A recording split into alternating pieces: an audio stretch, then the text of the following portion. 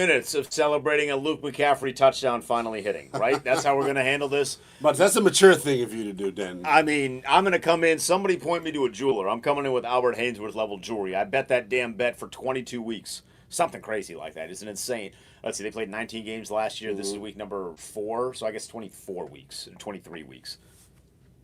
We'll let everybody kind of get in here, get into the chat room, if you will. This is a big win for Washington. They do it without Jaden Daniels. Marcus Mariota played relatively well offensively.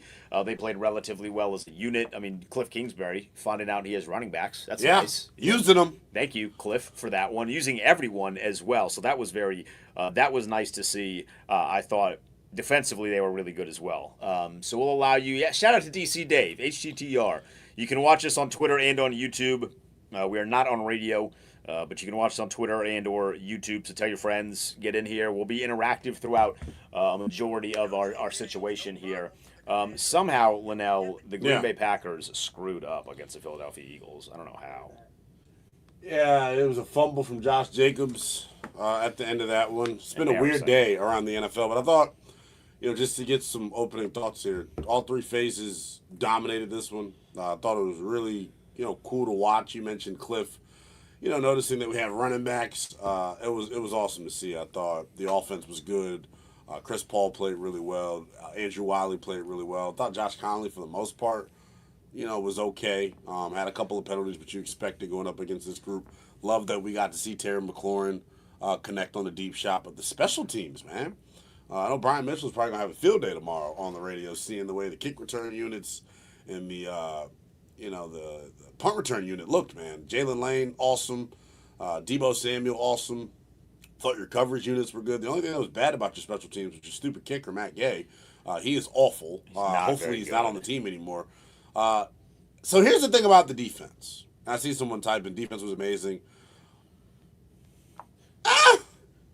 They really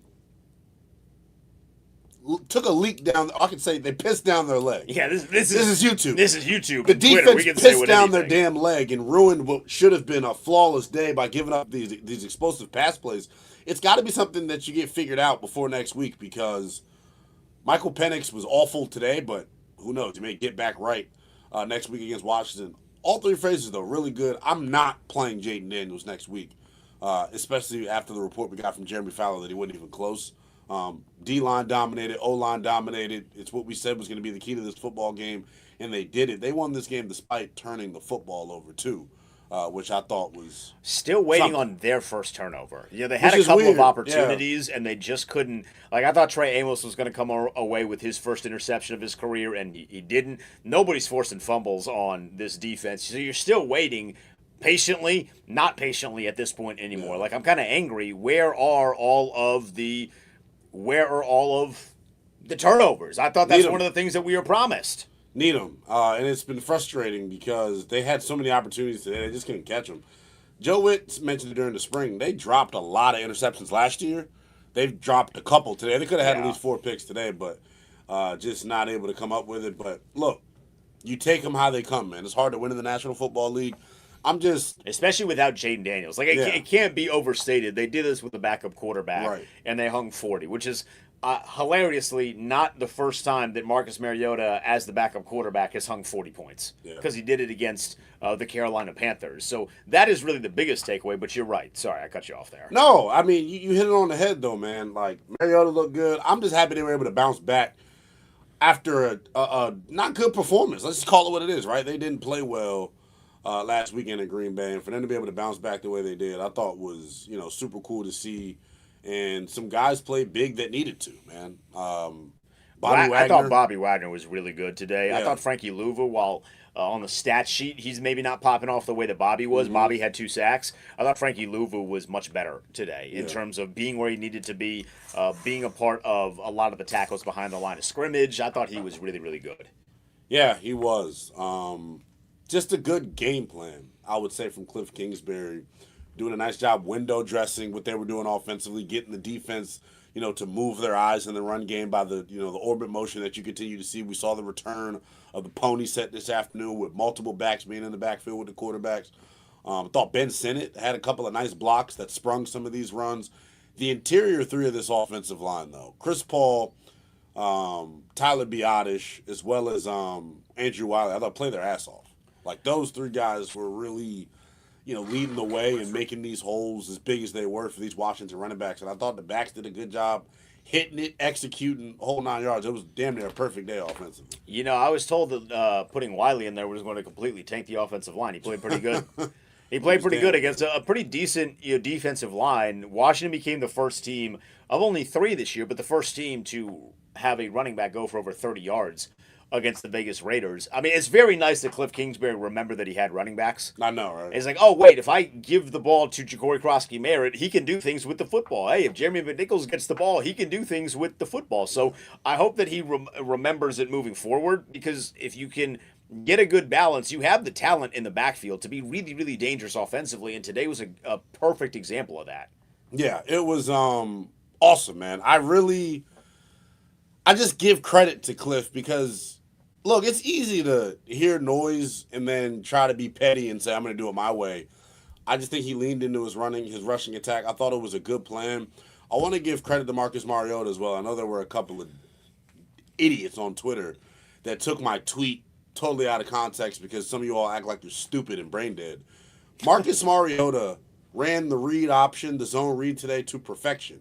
And I tweeted that exact thing and said Jaden Daniels needs to take a page out of his book. Marcus made the right read every single time, and it then allowed them to get to their play action stuff. It allowed the RPO pop passes to work. Really, really good day under center for Marcus Mariota. And he's got a revenge game next week, so he better get the start.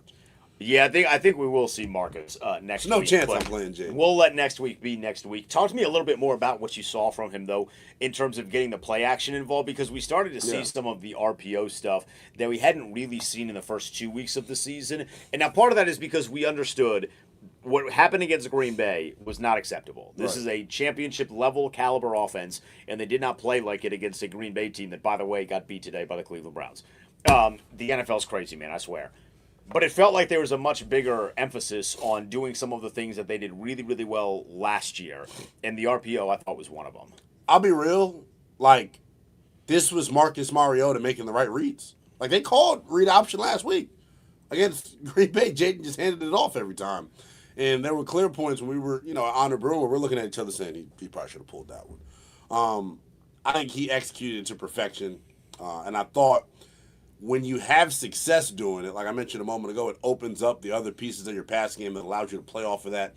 Now you've got sequencing. Now you feel like there's continuity with what you're doing offensively, not just calling plays. I give credit to, Washington, though, man. They hung around in this one. They did not let Vegas really climb back into this. Never felt threatened at all throughout the game. And this is now the second time in 3 weeks that they have totally owned the line of scrimmage on both sides of the football. So I want to believe that that's who they are. We're going to find out next week. We'll find out next week. I think the one thing is, offensively, there might be something there because the Raiders' front four is a decent front four. That offensive line is trash. Yeah, it's not very hot good, garbage. Barely an NFL offensive line. They were just getting beat like a drum by most of the game, right? By Duran, Kinlaw. Von Miller got a sack. Bobby had 2 sacks. Dorrance Armstrong had a sack. Everyone was getting involved in the party. Javonte Jean-Baptiste had a sack. Everyone was getting involved in the party, which is nice. You're only responsible for playing who's in front of you, but you will see better offensive lines. It is, though, nice to get into your head a little bit. Hey, we have momentum now. Hey, how can we build off of this? Like, have things going in the right direction. Before we get to this, I do want to tell all y'all in the chat, we see you. Give us a game ball. What player or players, plural, are you giving a game ball to? Linnell and I will do that in about 4 or 5 minutes here. We want yours. We will start to read some of those in the chat. You can tweet us as well at the Denton Day, at NELL_BTP. I see my guy DC Dave talking about Luke McCaffrey. 16-1, baby. 16-1 after 23 weeks of betting that thing every single week. It finally cashed. 16-1. That was the best part about a guy like Terry after he was robbed of a touchdown, which that should have been a touchdown. We kind of criticized Dan Quinn for his review process in our halftime portion of the show today. Would have liked to see a challenge. I don't know what the rules are with the expedited stuff, though. The expedited challenge is the devil, though, because it robbed Terry of a touchdown. They used like some goofy ass camera angle too. It wasn't even one of the ones that we saw on the television. It was terrible. It was terrible by them. Yeah, it was not very good. But I think the idea that they were able to hook up, I think, is the bigger picture thing. Terry was wide open. But that's what happens when you have success like that in a run game. That was a double move off of play action. Like, that's when you get, success like that in the running game and you're influencing the eyes of the defense, making them play run first and having them scream downfield. When you get one-on-one with Terry McLaurin on the outside, it's curtains. And it's all a part of the game plan. Like, did it bother you that he got chased down? I mean, I knew it was going to happen. It's just what happens. It's honestly the stupidest thing ever. If I was him, I would have made Dan Quinn throw it because all them damn incentives he has in this contract, he needs a touchdown. He does need the touchdowns, certainly. They got Debo involved as well today on the passing game, but more so in the running game, it felt like.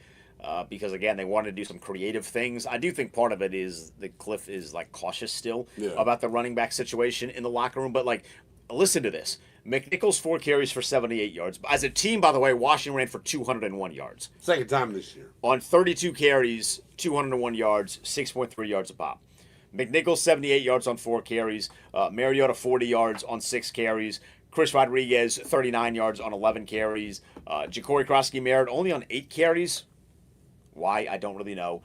26 yards, so his did go down a little bit in the second half, and Debo had 3 carries for 18 yards. But I do like the spreading of the wealth there in terms of the carries. I would just like to maybe flip the numbers with Ja'Cory Krosky-Merritt and Chris Rodriguez.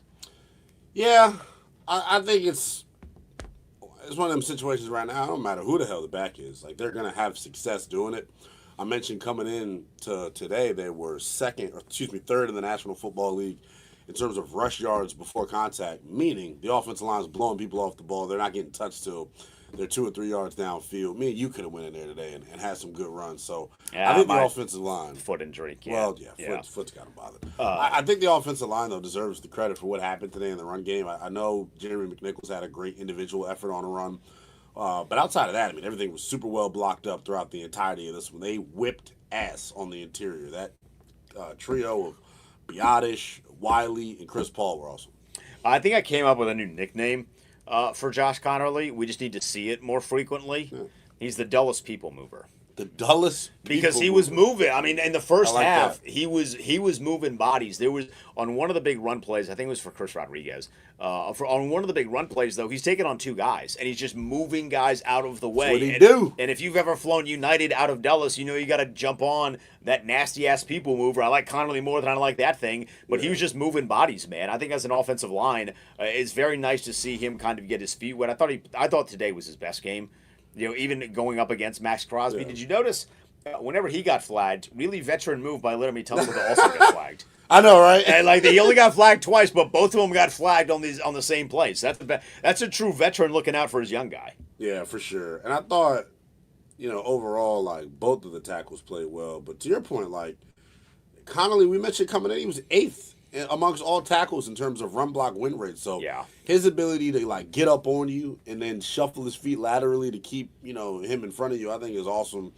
Big fan of his, man. I think this is all going to end up making him better in terms of, like, going up against these tremendous edge rushers to start the year. Like, he's only going to get better. Next week, it's almost like you got the week off.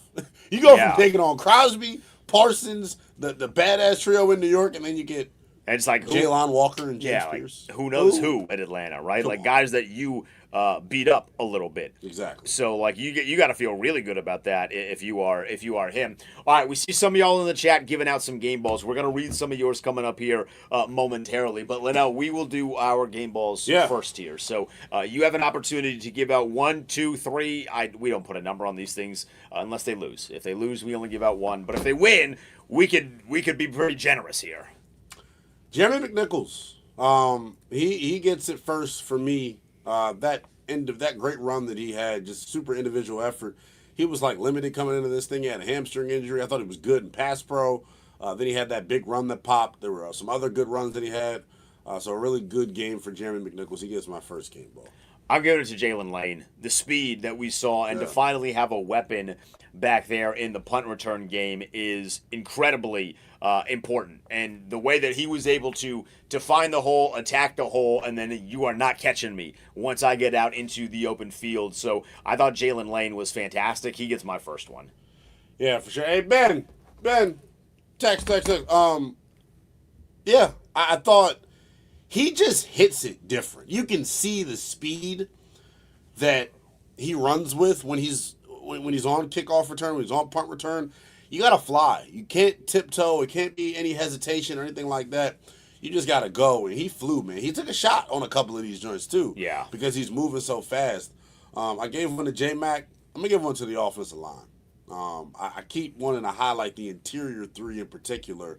Tyler Biotish, Andrew Wiley, Chris Paul, attaboy from me to you. I mean, I thought they did a really good job moving people. I thought when they pulled, they were awesome.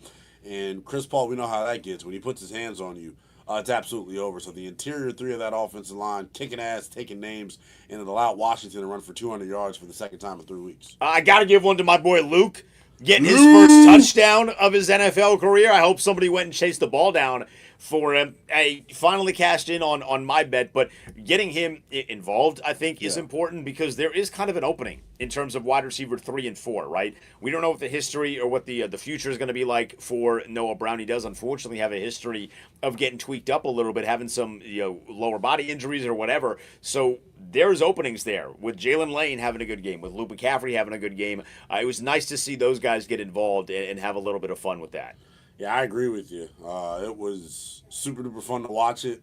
And here's the thing with Luke.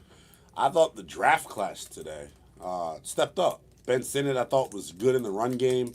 I thought Luke obviously made the play. Jazon Newton had 3 or 4 just splash run stuffs where you see him winning quickly with his hands and then making the tackle. And there are a bunch of red jerseys around the ball, so you don't know who to credit. But I see you, big fella, being the first guy to penetrate the offensive line, man, and get into the other team's backfield. He was big today. The D-line as a whole, man, they whipped ass. Somebody wrote Deron Payne in here. Whew! He was good, man. He has been, the first 3 weeks, he's been a man possessed, acting like he needs some new money. My final game ball Yeah. is Jeremy McNichols. Yeah. He became the first player in since 2019 to have a run of 60 yards. The last person to do it was Darius Geis. Brian Robinson never did it. Antonio Gibson never did it. He was the first one to have a run of that magnitude. That's an incredibly impressive feat. And the way that he did it too, Linnell, like it wasn't just he goes untouched. He fought for it, did the work, got the reward. How often do you see guys get kind of bottled up at the line of scrimmage, fight through it, get a big play, and then get chased down, and they don't get the touchdown. You're out of breath. You got to sub somebody else in. Now, he trucked a bunch of the Raiders. I think Jeremy Chin was one of them. Revenge game. Take that. And then he finds his way all the way to the end zone. I thought he was spectacular on that particular run. You didn't see a lot of McNichols, but he made do of the work he was given. Yeah, they had him in there on those obvious passing downs. Speaking of the passing downs, real quick, Bill Merritt, I saw you too do a good job in pass pro blitz pickup. That was awesome for you to have a good play without the ball after Cliff kind of called you out this week. Way to man up and step up. But J-Mac he's a horse, bro. He is. That looks like a starting running back in this league. It does. So when we have all these combos about that running back room being deep and you're wondering why Brian Robinson Jr. was dealt, boom. I mean, we got 3, 4, legitimate, capable guys that can go out and get the job done each and every week. Marshawn Lattimore. Thought Marshawn Lattimore had an interesting day, too. The secondary as a whole, though, man, I don't want to wrap up the game ball conversation, but I do want to get to the injury situation that Washington's currently dealing with at corner. Rumor has it, sources say, that Denton Day going to get a tryout on Monday. Hey, Why DBs unite? My DSYS team in 2009 won a championship, man. Don't sleep on me. Yeah. I had 1 career interception. Well, there we go. Maybe you can do your best Cooper DeJean impersonation and see if you can make some plays. Put me in an elite class. I'm about to say, man. But, no. I think you may have an issue with that moving forward. Marshawn's got a concussion, didn't return. Amos is dealing with, I didn't see the injury, but he's dealing with something. It's a calf injury. So Amos is a calf injury. Jonathan Jones is on IR. That was made earlier this week. So some of the injuries, Terry also did not return after that big catch with a quad injury. Percy Butler, I think, had a hip injury at one point. I don't know. I don't recall if he returned into the game. I do wonder if like the Terry situation and maybe the Trey Amos situation where we're just going to be cautious because we know we're winning the football game. Right. Debo didn't come back in either. Yeah, if they needed to come back in, could they have come back in? My feeling is yes is probably the answer to that. Like if this was a playoff game, you're probably gutting through it. But at that point, you had already scored. You hadn't scored 40, but you were on the verge of scoring 40. So there were some guys that didn't need to come back in. And then it also kind of gives other guys opportunities to step up. And like you get a Luke McCaffrey touchdown that put some change in my pocket. You also got a couple of good Noah I plays as he stepped in when both Lattimore and Trey Amos stepped out of the game. I want to look at some of the game balls that everyone in our chat is putting up here. As you can imagine, there's a lot in the direction of Jeremy McNichols. Kyle W. says Jeremy McNichols. T. Rome says game ball to Marcus. Dorrance Armstrong and Cliff. I think Armstrong's a guy we haven't talked about a ton, Linnell. Yeah. He played really well. Got after the quarterback. Sack. He's had a good season to start in the first couple of weeks. Yeah, he has. And as I mentioned in the pregame, like this Washington pass rush has been super impactful. I thought the first couple of games, they were tied for the NFL lead in quarterback pressures. The sack percentage was right around middle of the pack in the early 20s, so you want to get better at finishing. But to your point, Dorrance Armstrong, like a guy that really is taking his game to the next level. And when we were doing our little Commander social bit out there, he, divulged that, hey, actually your favorite player was growing up. He said Von Miller. Him and Von, have been like attached at the hip, and then the bend that he has showed as a rusher has been really good. He's doing a good job timing the snap. They're rushing him from the edge. They're rushing him from the interior. I love all of it. But what's most important to me, and this is now 3 weeks in a row that this has happened, this run defense is back. They are shutting down people running the football. I know Genty had a couple of nice runs, and the safeties were getting absolutely trucked. Yeah, they were getting trucked. But for the third time in 3 weeks, we have stymied the other team's rushing attack. It happened last week against Green Bay. I thought you were pretty damn good against Josh Jacobs, all things considered. Week 1, they had no shot at running the football. And then this afternoon, you take away some of these, 10, 11-yard runs from Genty. I mean, he had a pedestrian day. What did he ultimately finish with? I don't have the box score pulled up in front of me, but I know. I do think they did a good job, man. I think he had 60-some-odd yards. You'll take it. But you'll take it. He really wasn't a factor in the game. I think that's the important thing. Like the numbers might suggest. So he did 17 carries for 63 yards, 3.7 a pop. The numbers suggest, hey, he had 63 yards against this Washington defense, but he really wasn't a factor in the game. Some of those yardage came late in the game when they were still, for whatever reason, running the football. I didn't think he was overly impressive today. Some of that's the offensive line, but some of it is just that I don't know that he's attacking the holes the way that he needs to. I will say he's a tough guy to tackle. Yeah, it's just he's so stout, but he's so short. Like when Mikey Sanderson's trying to get low on him and he can't get low enough. Mikey's also like the same size height-wise as Ashton Genty. He's just a tough guy. He's a tough guy to bring down. Yeah, and to his credit, like he's making chicken salad out of chicken you-know-what. I mean, the Raiders' offensive line, I think you said at the start, like one of the worst groups ever assembled. Like if you could just find terrible. 5 bad guys and decide to put them all together, there you go. But it was fun to watch is how I would describe it, man. As like a former defensive lineman, offensive lineman, like I really enjoy trench warfare, getting violent, getting physical. They took the matchup again, personally, and I love what they've done up front, revamping it. Ken Law was good today once again. Eddie Goldman continues to flash and make plays. And then this Jacob Martin just put on 20 pounds this offseason, gets to the quarterback, stout at the point of attack playing the run. Jean-Baptiste got a sack. So I thought they were really good up front here this afternoon. Couple more game balls. The Burgundy Ghost gives one to Jalen Lane. Samurai Show says Dan Quinn. The big cut on his nose. He said the game was going to be physical. I don't know that he anticipated that he was going to be involved in the physicality of the game, but Dan Quinn, he took one right to the chest, got up, had a little bit of blood going down the bridge of his nose, looked badass, but he just kept on going, man. It was awesome. Yeah, it was. He is a football guy in every sense of in every sense of the word.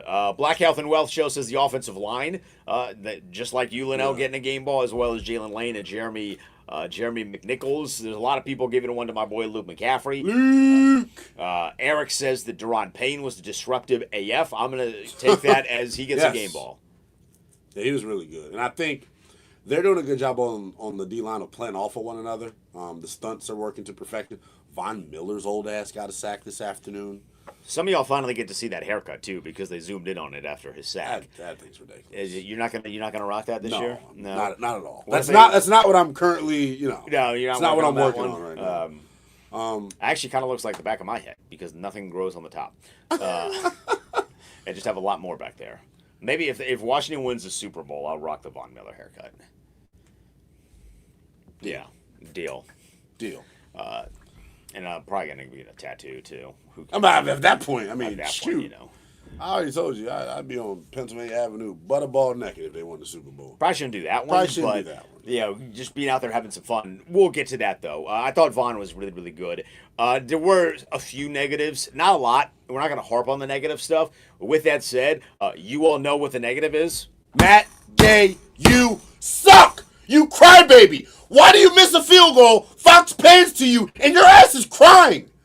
Grow the hell up. You have the most guaranteed money. The money is already in your bank account, brother. You can suck for the rest of the year. Consequence free. You'll still have the bread. Stop crying. We're not a soft football team. Not saying that crying is soft. But when your kicker does it.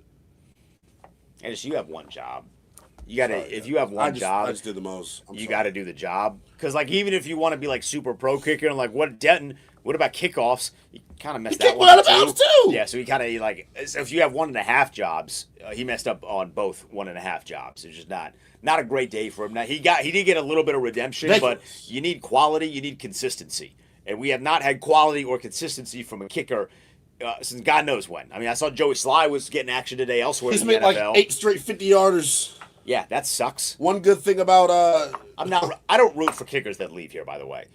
Like if De'Ami Brown scored last week, I was like, you know what, good for De'Ami. When Antonio Gibson scores, I'm like, you know what, good for Antonio Gibson. When a kicker that was here that is not here is having success elsewhere, I just get pissed off. Yeah, I get upset. Makes me totally upset. Nikki Javala just divulged that DQ got stitches for what happened to him earlier today. So shout out to our guy. Was that before or after halftime?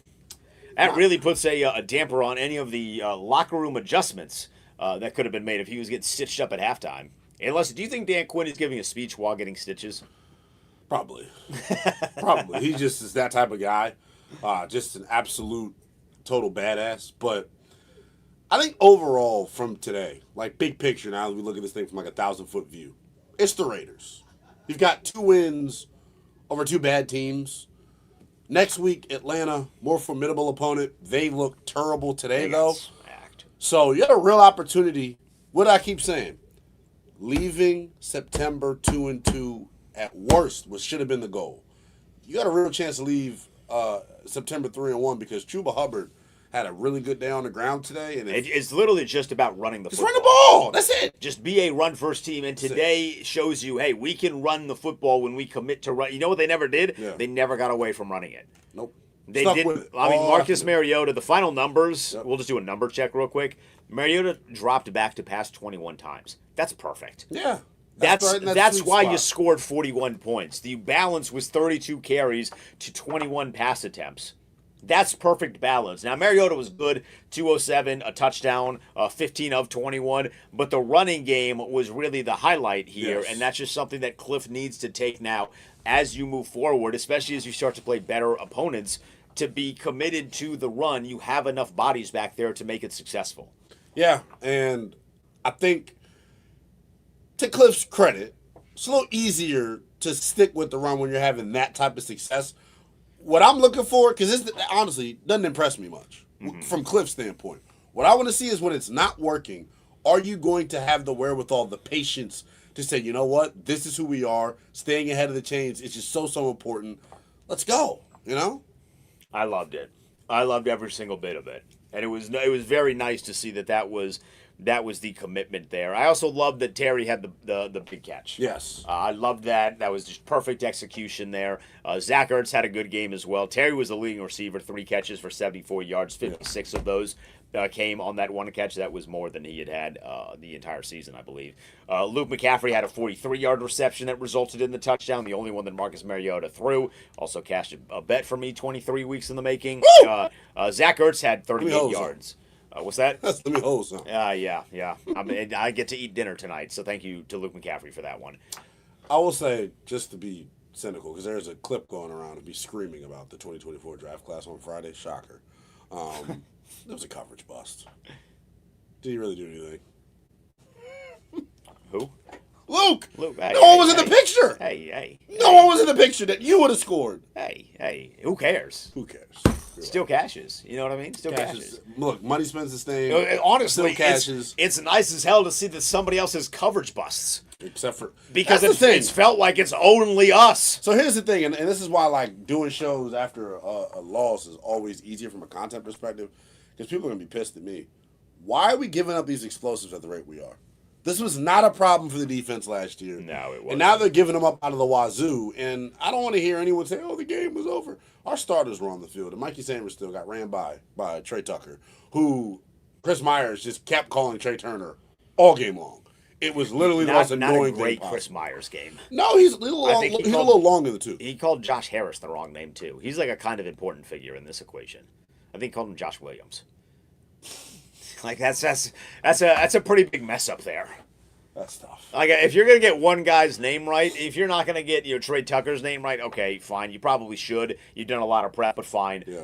You should probably get the owner of the team's name right. Yeah. It's kind of a big deal that he is not Dan Snyder anymore. So like I would feel like you should get that one right. 100%. But what do I know? You know how to cash a Luke McCaffrey touchdown bet, pal. That's what you know how to do. I actually can't believe that happened. I can't either. I cannot either. It was funny because we were at the bar last week, and we're going to be on location next week. Come hang out with us on a brewery in Fairfax. But we were at the bar last week when the team was getting crushed, and Luke McCaffrey almost scored a touchdown. And I looked at you, and I was like, I would have gone ballistic in this bar.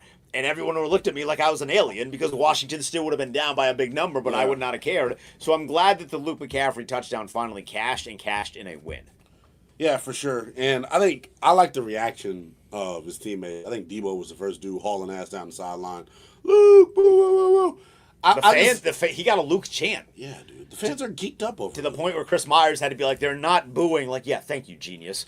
I think most people understand if your name is Luke, you're going to get a Luke chant, right? Like, we here know that because we did the Cooley chant for such a long time, and on television that sounded like booing. But we're smart. We understand it. You get the context there. If you're watching that game, you're more likely than not in this particular region or in the region of the Raiders, but who cares about you? Your life's not nearly as important as our lives. All lives matter. That's a joke. It was just a joke. That's a joke. I know. We can joke. The streets are hot. I'm sorry. But no, overall, though, like after today, do you feel differently about the group? I feel a little bit more confident in the run. I think that's the main takeaway. If you're looking forward, still having a question mark, because we're going to do what we did this week, which is should Jaden play, should Jaden not play? That's going to be the entire conversation this week. Will Jay Daniels play? That aside, they established the run. And it feels like at least this current offensive line combo is the right combo for now until some other guys get healthy. Atlanta got skunked, but you got to be careful about that because Green Bay beat this team pretty handedly, and then they lost to the worst team in the NFL in the Cleveland Browns. So it's very much a week-to-week game. Don't focus on the 0 on the scoreboard for Atlanta. You got to go out there and you actually got to beat their ass. So I'm more confident and more comfortable with a running attack, though. Yeah, yes, I agree with everything you said. More comfortable with the rushing attack, but like I said a moment ago, when it's 65 and sunny, you're always going to be able to run the football. But like when it's not working, when you have a negative run, are you going to have the patience to stick with it? That's what I want to see from Cliff Kingsbury. As far as looking ahead to next week, Michael Penix came into the afternoon as the only starter without any turnover-worthy throws. He threw 2 picks today, got benched for Cousins. I don't even want to know if we're calling it getting benched. I think it's one of them situations where you just put him in. Hey, what numbers did Kirk Cousins put up? Asking for a friend. 5 of 7, 29 yards. Throwing it down the field. Bijan Robinson, though, has been super impactful as a pass catcher. as well as a runner. That's going to be I worry the real about test our next ability week. to cover their guys in the secondary, especially when you consider, this secondary is already matched up right now. Next week, what the key is going to be, make them one-dimensional, talking about Atlanta, and then can your D-line get Michael Penix under pressure? Like, can they swarm him? Yeah. Because if you can, you'll have a performance like Carolina. But something tells me it's not going to be this easy. No, They're going to be pissed. They got embarrassed. Yes. There's not going to be a lot of games that were as easy today to get after the quarterback. No. And you have to clean up the problems in the back end with the miscommunications, because the Raiders, they don't even have a huge amount of talent. No. I'd really prefer it, Linnell. What has been... You're an NFL guy, just a general NFL guy. Most of you on the chat, NFL people, right? General NFL people. You probably play fantasy football. What's been the biggest joke for 4 years across the NFL? Is Kyle Pitts finally going to be good? Oh, yeah. I'd really prefer that to not be the case next week. Yeah. Tucker Kraft came out of nowhere. It's not that he's a bad player, but he's not a player that you expect is going to hang $120 on you the way that he did Thursday night. Thankfully, they were able to kind of hold Brock Bowers in check. Brock Bowers only caught 4 passes for 38 yards. That's a great performance against the best tight end, the best pass-catching tight end in the NFL. But I'd really prefer it to not have Kyle Pitts running wild on the secondary next week. So I'm nervous about that. You have to button up the issues that they had in terms of communication. We're getting a little too regular at having coverage busts with guys running open. That and Matt Gay are the two big negatives. Yeah. They're coverage busts, and I need a little bit more from Joe Witt. As a presser, he's really good at talking. And I am ready to run through a wall for Joe Witt when I listen to him talk. But then when I watch the team on Sundays, I'm like, man, there's more to be desired here. I want to see a lot more against the Atlanta Falcons. And still, we are desperate for a turnover. You got to force a turnover at some point if you are this defense. Yeah, for sure. And, they're in position to do it. It's only a matter of time. And you know how turnovers go. They only come in bunches. So, fingers crossed, hopefully, you're about to force hella turnovers in the next few weeks. Yeah. But right now, just can't catch the ball. That's what it's been. And, there's no slight to them. Kind of just is what it is. I'm more impressed that they're in position to make the play. But to your point, the coverage busts have to stop. They have to stop. Because not every team is going to be inept like the Raiders offensively. Right, and the Raiders are inept. As we wrap up here, Linnell, final takeaways, final thoughts. We got about 90 seconds. Yeah, I just think I feel a little bit better about the group overall. I'm happy that they were able to get back to dominating the line of scrimmage. Matt Gay, the injuries in the secondary, and then the coverage bust are kind of the things that I'm walking away thinking about the most. And then the health of Jayden Daniels moving forward. I'm going to try to hunt down the audio. I only have the transcribed version of what Fowler had to say on ESPN earlier today, but it seems like it's going to be Marcus Mariota again next week, and it's a revenge game for him. Revenge game for DQ as well. Always going to be a revenge game. Yeah, it's a double revenge game. Double revenge game. So I'm looking forward to that and super excited about next week. But overall, man, I thought they played well. I feel like Marcus Mariota is in a much bigger position for revenge because they actually very much did him wrong. Yeah. And they did him wrong when a Netflix crew was following him. So big takeaway for me is that Marcus Mariota is capable.